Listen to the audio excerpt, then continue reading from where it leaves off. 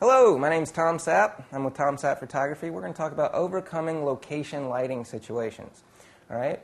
The best thing that I could possibly tell somebody if you're outside and you're taking location portraits, you're taking location images in general, if it's even a flower, use reflective light, use reflectors. It's the easiest way you can see it, whereas like, for instance, speed lights, they're very good at raising the level of illumination in the shadow area to increase that light in the shadows so it's not so dark on your subject and give it more of a professional feel. But you can't see what you're doing. So unless you can see it, for people that are just starting out, reflectors are definitely going to be the way to go.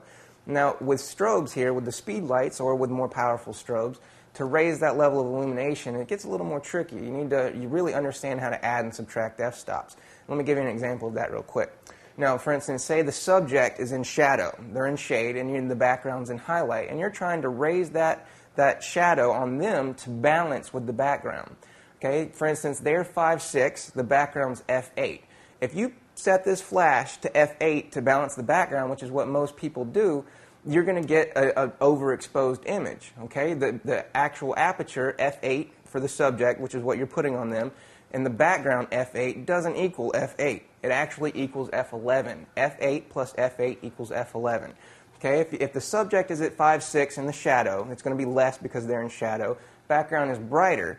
Okay, you're going to put 5:6 on them to equal f8 in the background. So if you put 5:6, which is the light that is already on them in the shadow, 5:6 with the strobe, that's two 5:6s, that equals f8. So if you set your camera at f11, because the subject is now f8, the background is f8, you're going to actually get f11. Okay? That's going to be the correct exposure, and that's how you balance those lights. That's a very good technical tip.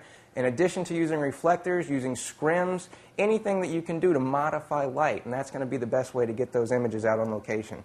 Thank you so much. My name's Tom Sapp, Tom Sapp Photography. Have a good day.